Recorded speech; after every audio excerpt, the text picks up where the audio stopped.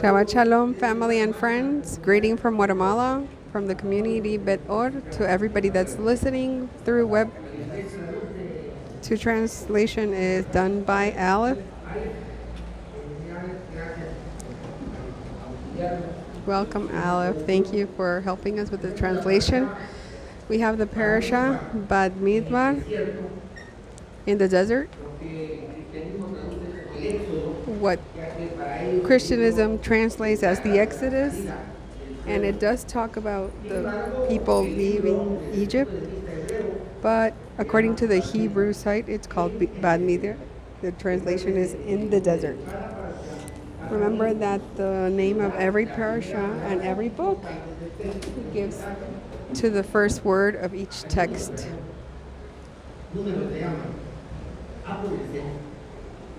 And it was called Numbers. It also talks about Bamidbar has another meaning that has the essence. Midbar is the Hebrew word. It talks about herding, pastured or paddock, an open field where the cattle are herded. By implication, the desert. We know what it means to herd a flock. The root, it comes from davar. It has to talk, mainly it's properly to arrange, but it's used figuratively of words to speak, seldomly speak. Now we understand why the prophet says to us, and I will litigate with your parents like I did it with your parents in the desert. It has to do with herding, with directing, with pausing, that in some way it was necessary to take our parents to the desert, to direct them, to guide them. It has to do with something that they didn't understand, the hope. It's us in the desert of the nations that are hurting us, that they're talking to us and directing us here in the desert of the nations. But the question is, they talk to us, they point to us, they shout to us, but we don't understand why. Why we don't understand. Why does it mean, why does it seem like they don't talk to us? And the law points out the sin, but why, when the Torah talks to us, we don't think it's for us? We think that people that are wrong is people that congregate on a Sunday. Why do we think that they don't talk to us? The Lord doesn't talk to us? Because we don't know ourselves. Imagine that Mr. Mihaya doesn't know that his name is Mihaya and somebody's calling him and screaming to him, but he doesn't know. Because he doesn't know himself. So he doesn't know who he is. And that's what happens to us. They talk to us, and we don't understand. We're not obedient. Why? Because we think that they're not speaking to us. And it's because we don't know ourselves. We don't know who we are. Rabbi Zuckerberg says that the human being has advanced so much that they have traveled to the moon. If they did, they have gone to the deep of the sea. But when they talk about themselves, they are a total ignorant. So we don't know ourselves. We have a class about external stimulations. The human beings react to external stimulations, something that's superficial, something that takes their attention to a degree that we don't know ourselves and we don't know our brothers. And that's why we can't keep the commandments and the mitzvah, because we don't know ourselves. We establish superficial relationships. We're not capable of creating deep relationship. We don't know each other. We're not capable of knowing the people's weakness and their strengths and love them how they are without wanting to change them. Because of behind a bad behavior, there has to be a reason, a problem in the childhood, maybe somebody didn't comprehend them, something that we don't comprehend or understand, but because we don't have the capacity of going deeply and knowing people deeply, we judge and we condemn. Then we lose the capacity to heal and establish.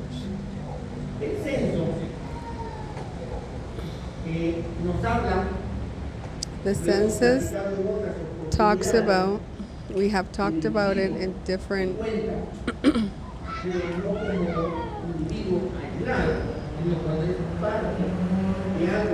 when it's part of something bigger.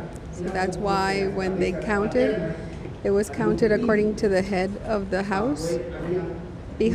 After them there was a prince, and then there was a group of people, and we were talking about our potential, our individuality.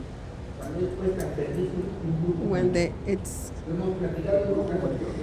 shared with a major group, we have talked about this before, the salvation of somebody of Ephraim. If doesn't work, because if this person is not able to integrate to his people, because salvation is individual, but it's also collective in some way. But looking at the census in a different way, we learn that it seems like Moshe was being ordered to be conscious with what he is counting, with the prime material that has to do with doing something. Now that we are next to our elections, we all look at the candidates and the actual governor. But who thinks about on the prime matter that president should have to change a country? What kind of citizen am I? Am I clean? Am I organized? Am I respectful of the laws? No. What can a politic do that's corrupt? That they have seen how they skip the laws to their own benefit without the conscience that every time they do something, I provoke a damage to all the nation. Everybody complains about all the floods that we had, and people blame the city hall, and the thing is that sewers were so full of garbage that they're not capable of taking in all the water. And it seems like that's what I want us to see. It seems like Moshe, he's being ordered to be careful who he is taking to the promised land. What type of people is he taking? Isaiah 1:3-14. The ox knoweth his owner, and the ass his master's crib. But Israel does not know. My people does not consider. But how many times they've showed us that as parents we can't compare our children with anyone. I had some neighbors that at 8 p.m. they went to bed, and our parents would compare. My parents would compare. How many times does psychologists say not to compare? But look at the Lord, he's comparing. How many times do moms pull your hair? Now that's prohibited by the psychology. But the Lord is comparing.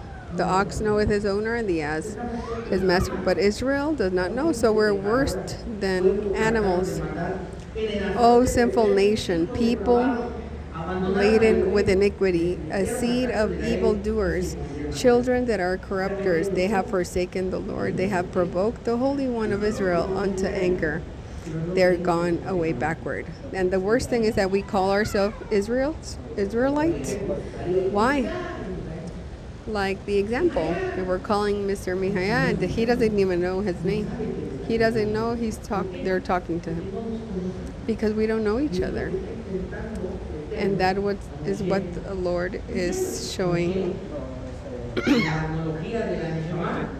And in the analogy of the neshama, the ruach is the emotions and nefesh are the instincts.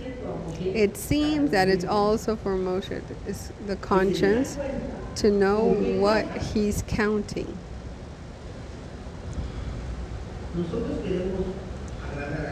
We want to be acceptable to the Lord.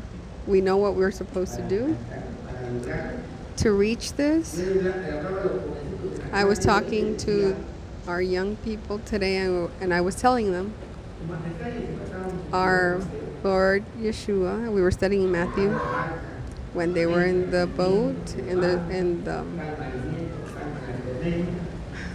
the wind, and there was a storm. Why is the storm and the wind were listening and obedient to him? And a logic answer, because he had a connection with the Lord. Yes. And then why doesn't the wind obey you? Because our Lord Messiah said that we were going to make bigger things. They would ask them. I was asking them. And somebody said, because we're not conscious of what the Messiah did. If we were conscious that he gave his life to give us the capacity to be of what he is, it would be clear. But we are conscious of this. Why don't we do it? And that's where we get stuck. What is it that doesn't let us go forward? What is holding us back? Why, if we know what they have given us, who we are, why don't we go forward? Because it seems like they're not talking to us because we don't know each other. I was telling them, what is it that is a burden for you to grow spiritually? And they couldn't answer. Because we don't know each other. We don't know what is it that we have to let go, because we don't have the courage to judge ourselves and recognize who we really are. I don't know what I have to change. And that's the question. Who am I? What are my strengths and my weaknesses?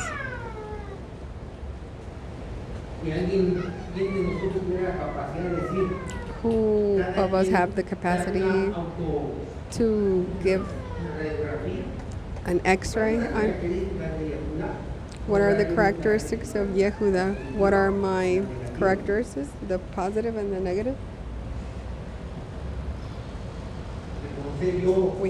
I have to recognize myself. If I want to overcome something, do I know what I have to do? Do I know what's a burden for me or holding me back? And then we have to be careful with being cynical.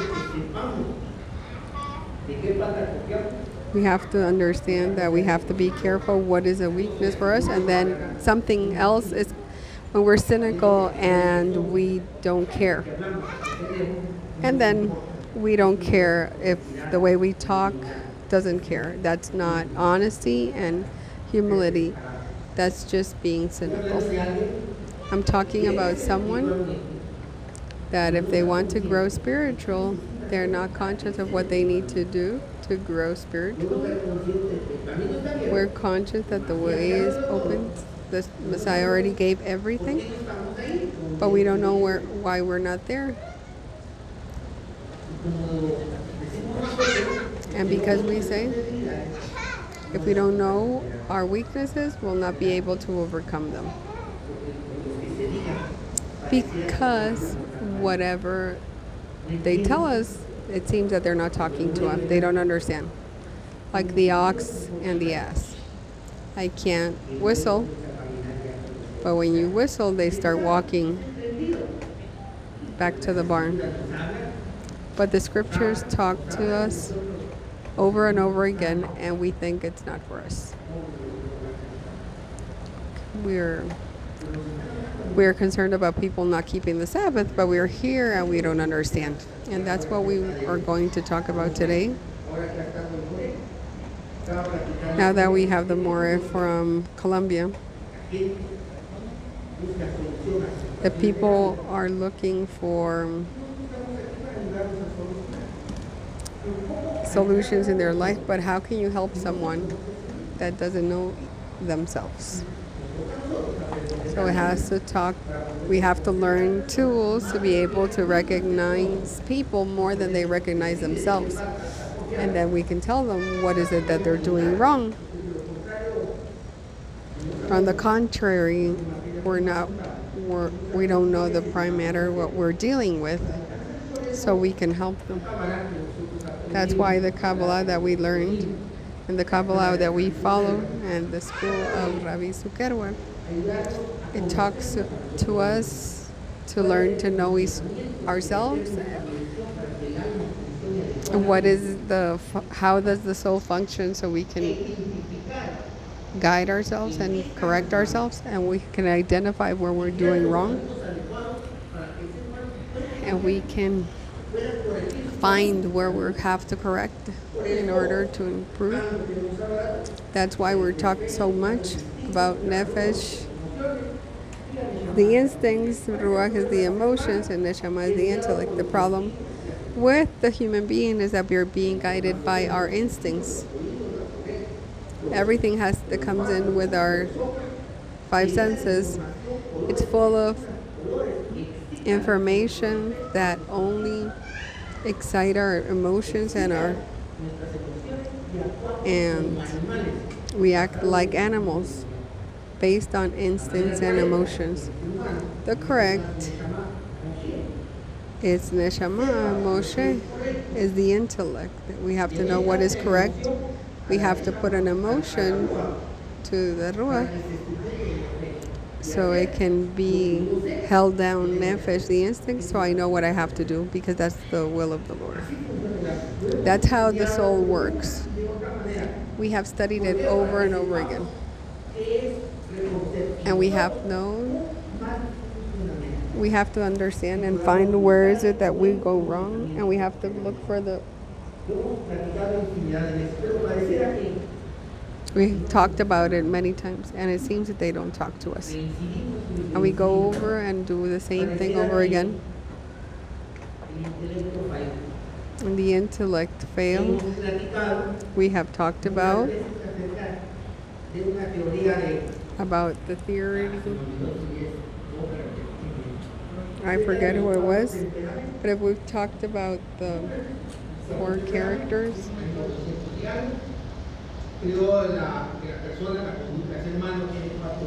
And the conduct of the human being has 4. Temperament, sanguineous, choleric, melancholic, and phlegmatic. So we have the need to know ourselves, because that's the only way. It's not that there's a bad temperament. It just means that each one has a weakness and a strength. We have to know. When I analyzed this and when I learned this is what saved my marriage, when I knew my wife, her weaknesses, and her. So that means that the way I was provoking damage to the person I loved. So I understood myself, and I found out what was a burden and my intention to have a good relationship with my wife. I had to change. But if you don't know what you have to change, how can you fix it? You don't have the capacity of self evaluating, recognizing, and have the capacity to change something. In that moment, everything changed with the relationship with my wife. We started being tolerant with the attitudes of somebody, and we started praising the good changes because I was conscious of what it was hard for her to change, and she was conscious of what I had to change. So we have to see the capacity. This is not only for us. If we have children, that each child is different and the type of education should be different. I'm not against the military system, but that everything is the same is stupid, because there's precious individuality that each soul has that makes us different and makes them different from each son. I can't void that. And then if they don't do something wrong, I just spank them. Each child is different and has different needs, and they need an education according to them. With somebody that's sanguineous, they love to party, it's easy to motivate, very exposed, and they organize parties. Get too sanguineous and you get the party. We're gonna celebrate, we're gonna have invites, musics, and they call everyone and they hug everyone. And the one who gave the order is the choleric, because he's a leader. Guys, we have to do this. Everybody obeys and nobody knows why. And he loves to be like that. Few words. It's a nervous system fast, not stable. If you want to fire somebody, hire a choleric, and they're going to be able to do it. It's not affected. And if you make a sanguineous fire someone, they're going to start crying. I love you so much. I want to tell you some of these times that we've shared together, and they start crying. Very emotional. It's very sensible to external. They have made the party and they didn't go. They're not organized. They don't have commitments. They're not organized with their stuff, they live the moment. They don't suffer anything. But they talk and they hurt and they say they don't have a filter. They say it how they say it. They talk with a high tone and people think they're upset, but don't get upset. That's how they talk, but they don't notice. Choleric is also like this. It's black or white. There's no grays. There's nothing. Black or white. It's people that go drive a car, that look at them, and they're looking how to construct. They're very active. They're insensitive. You know why? Waiting for something. And he says, yeah, I love you. But that's how they are. And then we have phlegmatic, introverted.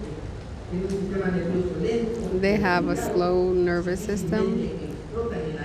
They're balanced and easily they explode in anger. They're very high focus and concentrations, but they're also very resentful, and they only listen and they don't remember. And if you do something to them, and if you did something to them when they were 2, they still remember when they're 80. They still remember. So they keep a lot of resentment.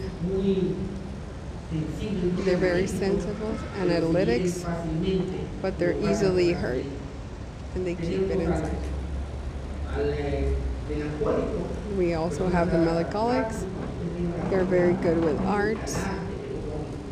They love to play music and they stay with their mouth open watching a picture. That's a melancholic. They enjoy art. They have a nervous system that is weak, that's very insensible, and the level of concentration is really high, and they look for perfection. Everything has to be organized. Then something's not done right, you fix it. You cleaned because you wanted to help the melancholic. And you cleaned up the house. It's never enough.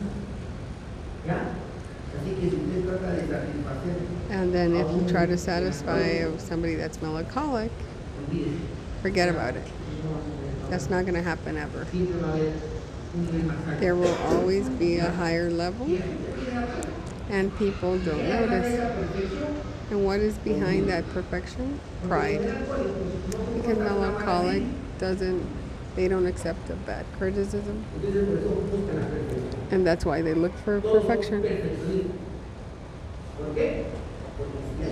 They're perfectionists because if somebody tells them if it's not right, they ruin their month.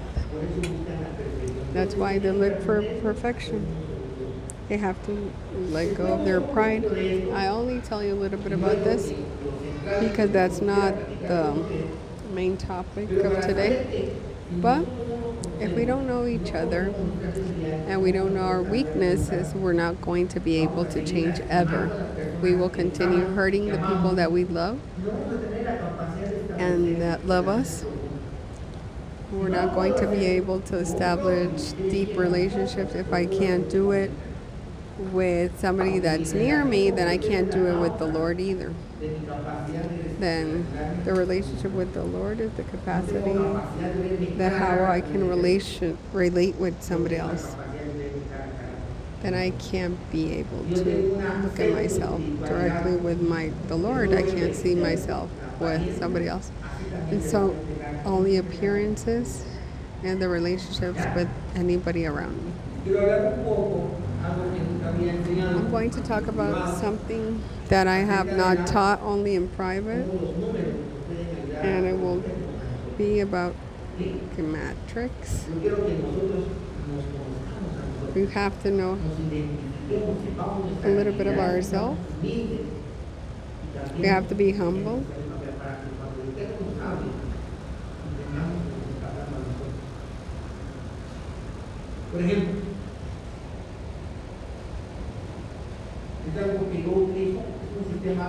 This is the system I use. It's a very superficial system with a little bit of information. I know who I'm talking about and how I have to talk to them. For example, somebody that's named John. The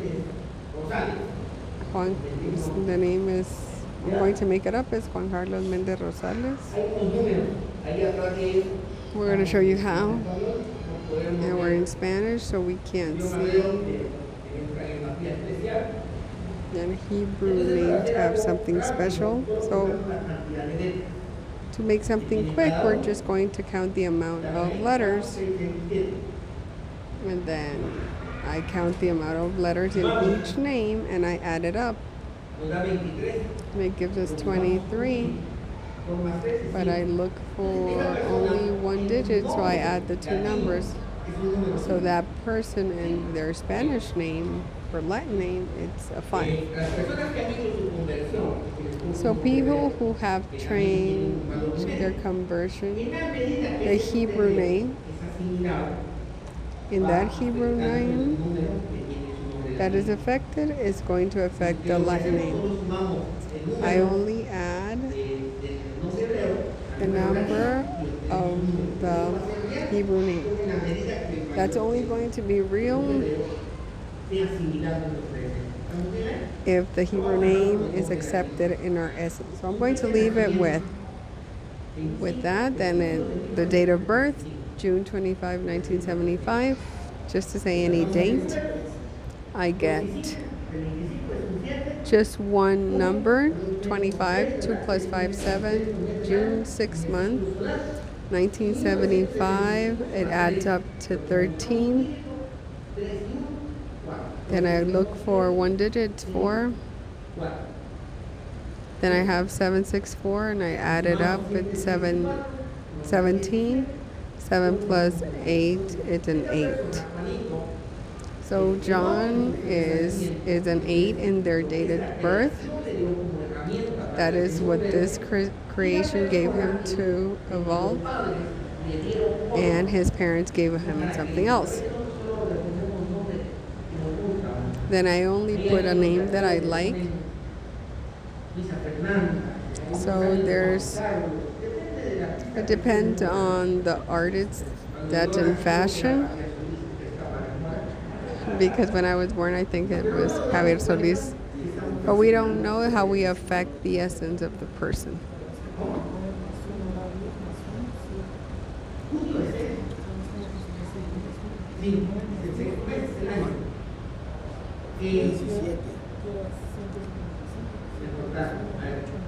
They cut these off.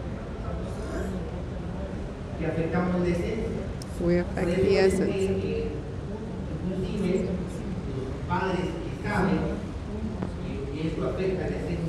Parents that know that this affects the soul of the person, they only we look for a name that makes sense according to the soul. Now we have the capacity to see the number.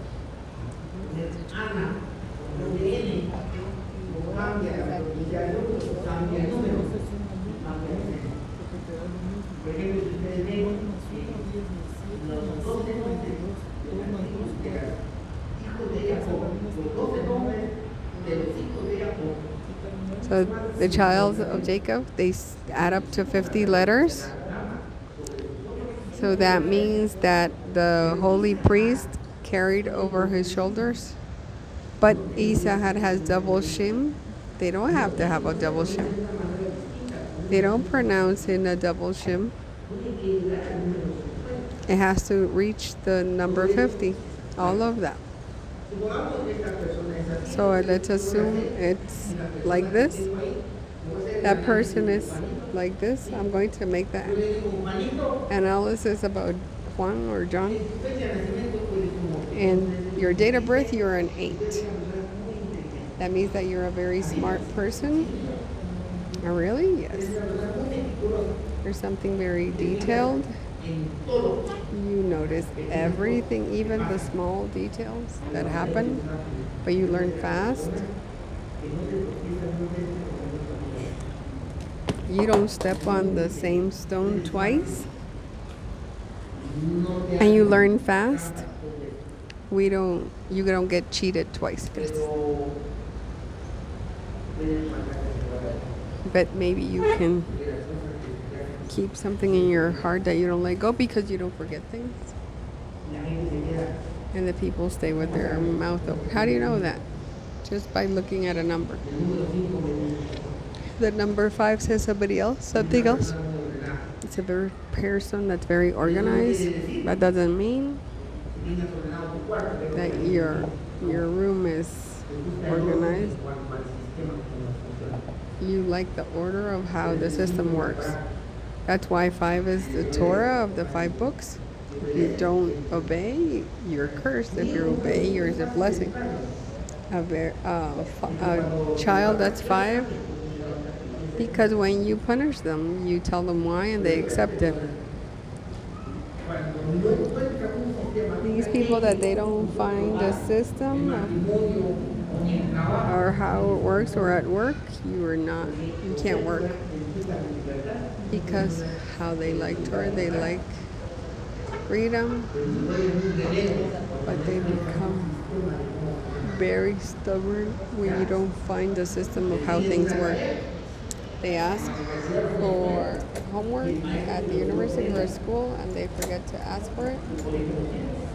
the school doesn't work, they ask for something, and I bring it, and they don't receive it. When the system doesn't work, they don't function correctly.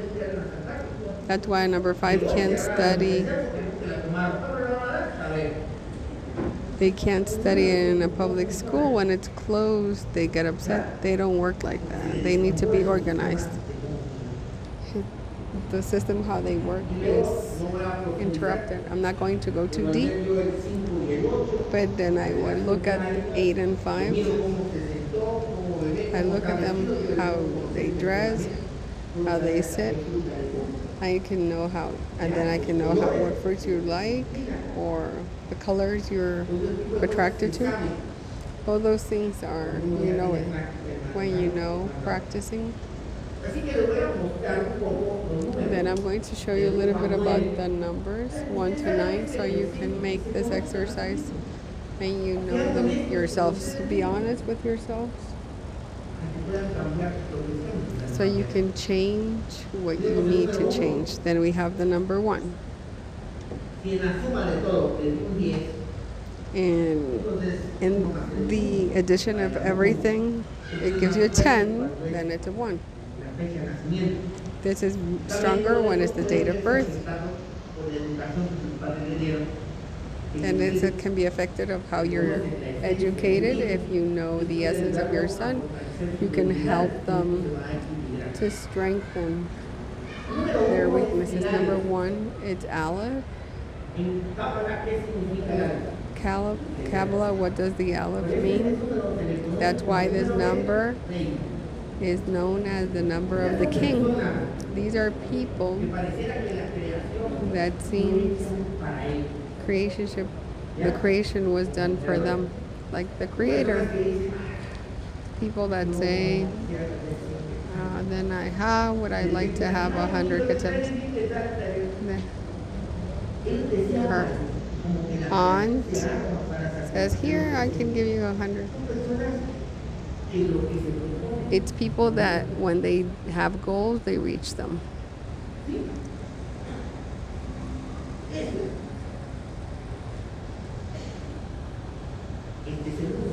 That's the number 1. That's a strength. The weaknesses, their strength is that they're leaders, true leaders. And weaknesses is that they don't like anybody to tell them what to do, because they are, and if it's really hard to accept authority, then I always want to give their opinion. So they want their opinion. They can be violent when things don't come out like they want to. They can explode, and they can become an expert in manipulations. Parents ask, where do we want to go? I want Pollo Campero, and then says, I want to go to Burger King, and then he convinces everybody else. Then let's go. They're able to manipulate, and they didn't even notice how he convinced them. They can manipulate. They can become a victim. And then we have to be able to recognize those weaknesses. What do I have to do with a child at number 1? I have to show them that potential that they have, and show them that everything he has, he can reach it. But he can't manipulate the will, and that's called respect. You can't manipulate anybody's will. And I have to show them that not everybody, you don't reach everything in life, because you're not almighty.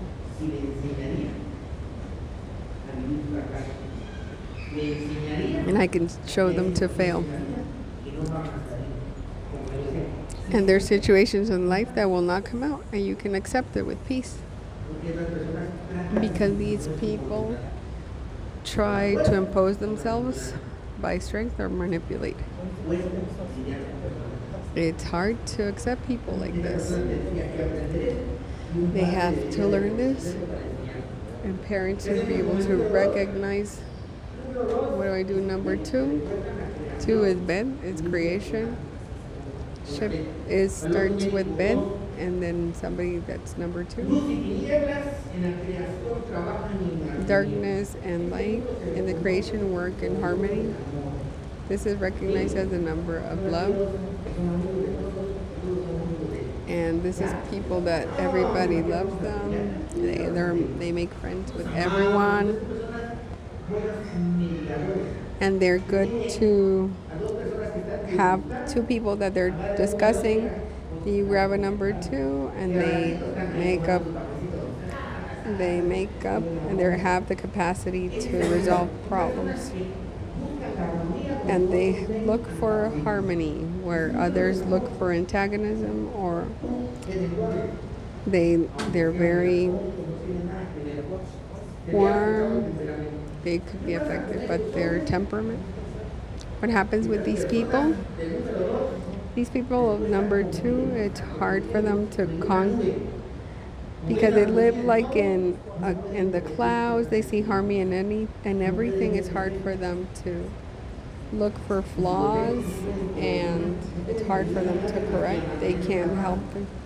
They're good at keeping peace, but it's hard for them. We have to show them to be more effective, more concrete, and that not everything is peace and harmony. Number two, less violent. Why do they look for peace? Somebody tell them, yeah, don't worry, peace and love. They don't get affected much. Then we have the number three. These are constructors, and their symbol is a triangle. Then we have a triplet. Something has four, it doesn't have four legs. It would be called a tripod. Why do triangles are used for structures? Because they're constructors. They're firm. Number three, they're very efficient, and they're very good at doing what they're told, but they lack a vision. You put a constructor and you tell them what to do, they will do it exactly as you tell them. But he didn't have the vision to make his own business because they lack vision. They're very efficient, not necessarily, but they would normally go to be architects or engineering, where they can see the fruit of their work. Therefore, if they lack a vision, they're very strict, diligent. They can become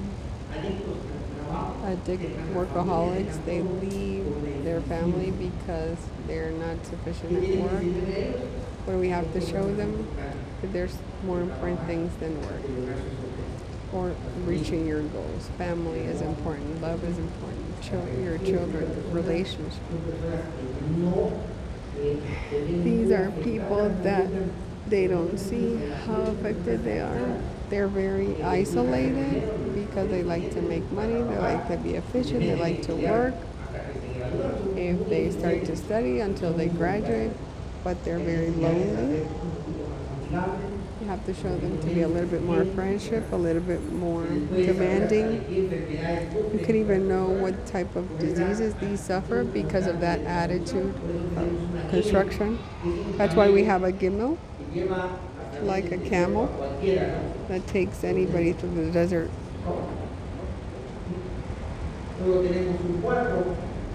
Then we have a number four. It's a dalet. It's a door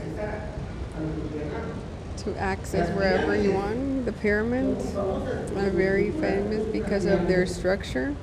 I put this pyramid based on 4 triangles, but the base of the pyramid is a square. The symbol The symbol for number 4 is a square. Because how we say number 4. Because number 4s are a square. When somebody's like a square, they're very rigid. They're very just. They're very somebody that directs your accounting department will do for a number 4. They will be exact with their money. And if it's better if they're melancholic or phlegmatic. Those are the best. They're very efficient. Because number 4, anybody can build. They're the best companions of life. In each corner of this square, we have 90 degrees, 4 angles. 90 times 4, 360 degrees in the circle. It's the same as a square. How humanity advanced when they discovered or invented the wheel or the circle. If I have a wife number 4, I can do anything. If I want to do with anything, whatever I want. If I want to have, I just have to tell her how, and then she would do whatever I want her to. She's going to be very just, fair. These people don't let anything go. You said it, and it has to be done like that. They suffer when things are not made fairly or just. Then you have to show them how to be a little bit more flexible. When you are too square or too many, then you become insensible.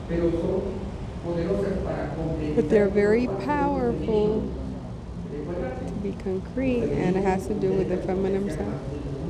Number 4 concretes the masculine side. Number 4 is somebody that anybody can build. And if you look for somebody 4 and look, you can do a business and because they're fair, they're not going to cheat you. They're not unfaithful. They're not going to stab you in the back. Just like number 5, if it's in order, somebody that's loyal.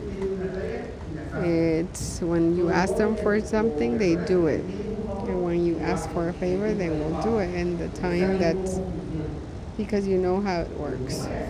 But if you don't, if your parent or father or teachers, they do something that's not fair and they don't, because they become very rebel and they can treason. And it wakes up that liberty that the Torah, and it comes to a liberty that's not controlled by the Torah. And it becomes these youth that we can't control them because there's not a correct system. It's these people that you have to tell them, I'll be back, I'm going to the store. That's why they tell me. But they don't tell us. But they work with the system.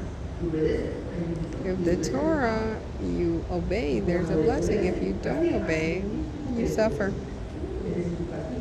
And you will be punished. That's the system that it goes around with them. If you're a teacher, don't be unjust to somebody that's a number 5. Even if you're not going to grade the homework, ask them for it. Because they're not going to. They're rebels. They love to travel. They travel a lot. They like adventure. They like liberty.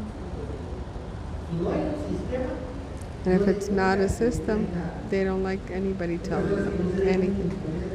It's people that don't like anything being imposed. They want to be free. Their weakness, if they're not in a system, they become rebel. Very, very mean. They can become insolent, and it depends on you if on the type of temperament that they have. If they're under pressure, could be rebel, but it has to do with their temperament. Number 6 has to do with the number of sex. It has to do with Bab. It's a letter that joins, like the Y in our language is something that links and joins, like in has to do with sex. And then it has to do 3 times 2 6. Does things to do with carnal sex.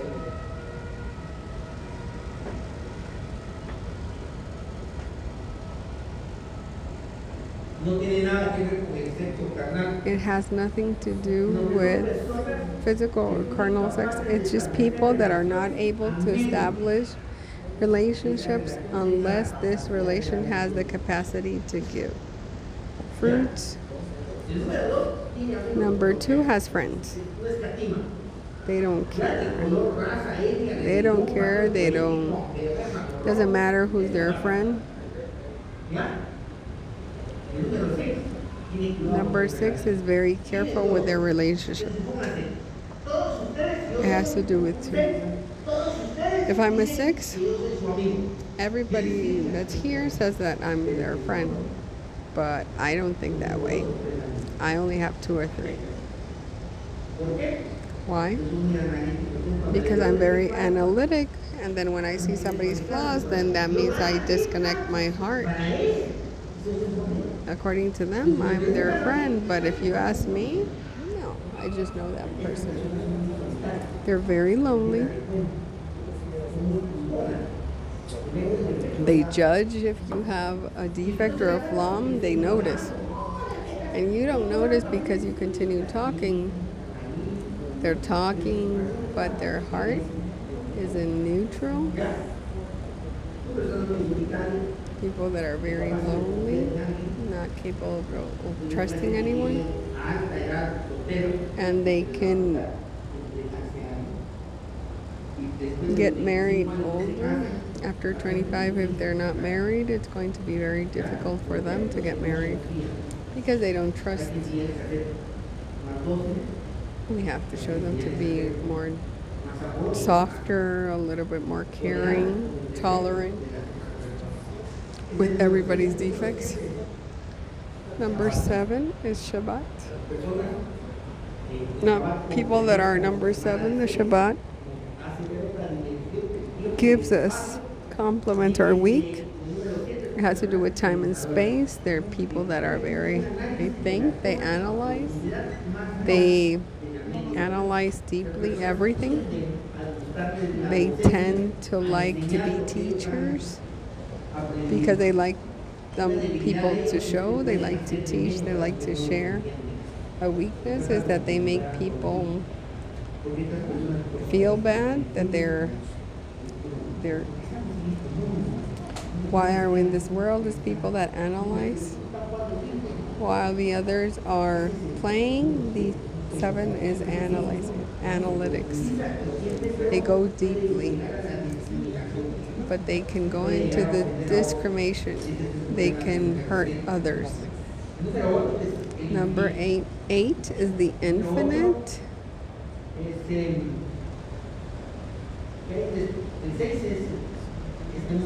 Number 6 is this world. 7, the perspective of this world. And number 8 is when this world ends and we're ready to go to another based on the experience that we live. And number 8 is a person that's super intelligent. They learn extremely fast. And then just by looking at them, they start reproducing. They're very smart because they notice everything, all the details. Go into a house, they see that there's a nail in the wall, but there's not a picture. And then they see everything, all the details. Did you see how his husband was looking at her? And they learn Those people that can't go back to commit the same mistake again. If you're cheated once and they go again, then they're very smart. They tend to keep that in their heart. And all of these, we have to learn them.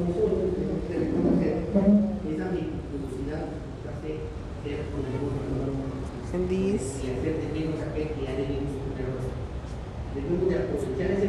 we have to take up that potential. Then we have to love each other. Number 9. It's 3 times 3 is 9. It's a builder, but elevated. They go to bed at 11, and then they wake up at 4, and they have energy, and they work while they rest. While they're resting, they do something. Then I don't have time. And I admit this. And you didn't have time, but you did something. Very active people. They have too much energy. Problem with them is that people that don't reach their level is lazy and they're not good for anything.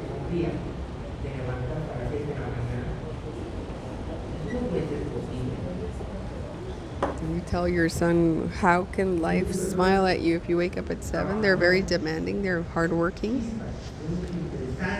They are leaders. They love to have enterprises. But they're very strong when they talk. They can offend. They can discriminate. These people, we have to help them to lower the energy and be nicer. Because when a woman or a man is number 9, let's imagine that I'm number 9. What number am I? I have a lot of energy. I wake up at 6. I went to bed at 12. Before I go to bed, I watch television. And I'm married with a 4. Then I'm hurting that person. That person doesn't reach my level. What does the 9 have to do? Sleep a little bit more. Go to bed at 9. Make yourself like you're sleeping. You have to lower the energy. And then imagine for people dragging you. These people drag everybody that's around them, and nobody reaches their rhythm. If you're phlegmatic, if it's a 9, but it's phlegmatic, they will always be complaining. I'm always tired. Oh my gosh, I have to do everything. No, leave it. I'm gonna do it. That's how they're gonna be. Clarks are not going to complain. That's his rhythm. But somebody phlegmatic or melancholic, it seems like there's an energy that they complain, but they don't stop. These people, they have to lower the speed. What is the reason of showing you this? I want everybody to know yourselves. Really, I'm telling you. I'm really capable of knowing myself, knowing me, knowing myself, my wife.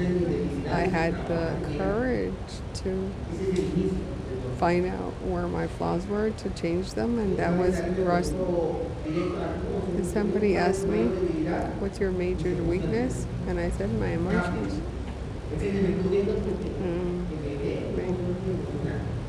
Somebody sees me, I'm not too emotional. But I know emotions are my weaknesses. Now I I dominated them, and I fight against that constantly. The question is, do you know what your weakness is? And if you know, why haven't you done anything? That's why they talk to you and you don't understand, because you don't know yourself. Rav Shaul says in Galatians 5:22, but the fruit of the Spirit is love, joy, and peace, and patience, kindness, and fidelity.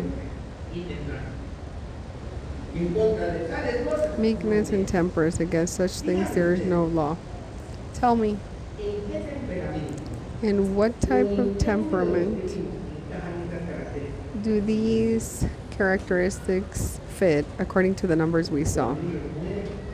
None of them. Because when you die, for those who are the Messiah's crucified the flesh for the passions and desire, not that we live by the Spirit, let us walk in the Spirit.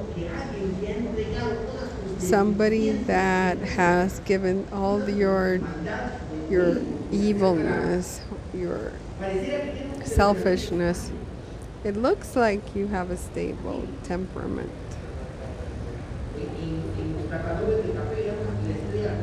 And people that taste coffee, it's called the perfect star. They make a symbol.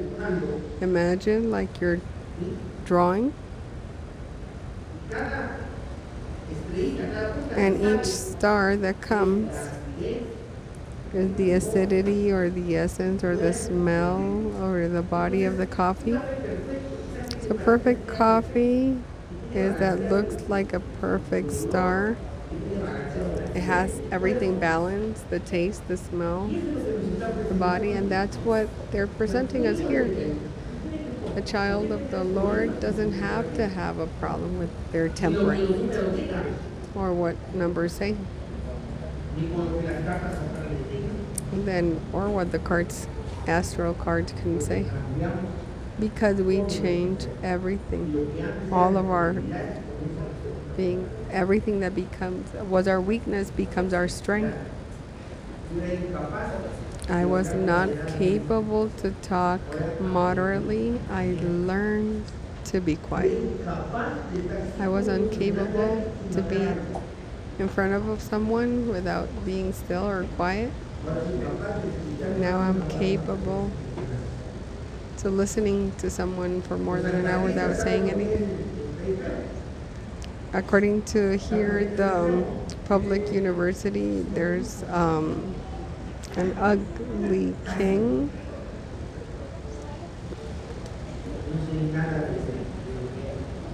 I'm nothing compared to what I was. Then I know. I identified myself when the Torah talks about evilness. And they talk about, I know who I'm talking about, and then that's why I change. I can't pretend that the life that I'm living, where I'm provoking, I'm hurting the people, first of all myself and everybody. The normal is to be happy, grow spiritually day after day. Normally day after day, what Rav Shaul says, to be in peaceful love, patient, incapable to hurt anyone, loyal, to all the fruit of the Spirit, and that only comes from heaven, and that's our goal. Why do you learn the numbers and the temperaments? To show my weakness and to let go, and then change. It's real. We have done the experiment with somebody that changed his Hebrew name and how that changed his transformation and how he changed. And that's real. The good thing is the bad thing is when you don't identify yourself with the weakness. That means that number doesn't identify you. And that's the objective. That not even the numbers tell us what we are, but only the Torah and the Lord, who we really are. We have everything here, but we have to be humble, recognize our weaknesses. Those who don't recognize their weaknesses will never be able to overcome them. I have showing you how to recognize emotions that can take us to make mistakes, reason, identify if what I'm feeling is jealousy, envy, vengeance. Let's be honest. Are you capable to make the exercise? What is it that you're feeling? Be honest with yourself. I talk to myself and then then I answer back to myself. So people don't think I'm crazy. Have you done the exercise? I do it constantly. It's because what is it that I'm feeling? Is it envy? Are you capable of what you're feeling? Is envy or jealousy? If you don't identify it, you can't overcome it. What is the problem with the teachers of the Torah? They're jealous. I have lived it.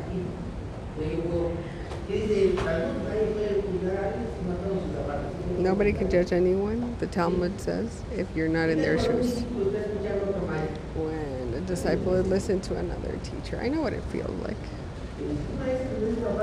But if a teacher's not able to say, yeah, I'm jealous, you're not going to be able to overcome that. And here you're free. There's freedom. You see over internet everything you want. You read whatever you want. But I know what it is to feel jealous, and I overcame that feeling. There's teachers that don't allow you to read something that you haven't read. Teachers that say that you can't listen to anybody else. Why? Let's be brave. Let's talk to ourselves when you feel something. Why am I feeling this? Once you reason and you identify, then we have to analyze who it belongs to. Is it Hara or the Lord? But if we're not honest with ourselves, we're not going to be able to overcome this. That Yetzer Hara that is hurting us, and we hurt others and those who we love. If we're not capable to be honest and loving with ourselves, we can't love among each other. The sense is counting ahead, integrating it to the rest. We will not be able to reach that unity until we become being honest with ourselves, with our feelings. We will be able to judge ourselves so we can establish deep relationships, and now numbers or the stars or temperaments can define us. Then let's see that that's for animals, because we overcame them. We are at another level. Let's pray.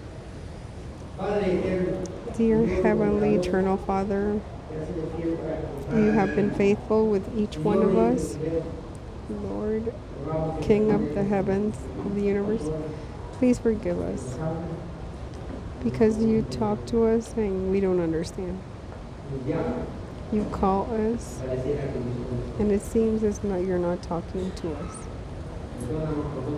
Please forgive us for not being brave enough to look at ourselves how we are, to be able to identify what is it that you don't like from us, so we can be able to give it to you immediately, because that is only accomplished with that holy fire that you have given us. So it can be turned on always, and we have to burn whatever you have to burn in our lives. Please help us in this last week that we have in the count of the Omer, so we can reach Shavuot and we can offer ourselves like a living offering, turned on, lit on, and that is acceptable unto you, that our lives can be acceptable before your presence, and with our life we can honor the sacrifice of our Messiah. So we don't need the stars, we don't need the numbers or characteristics of other human beings, that only your Torah may define us. Oh, holy. Amen.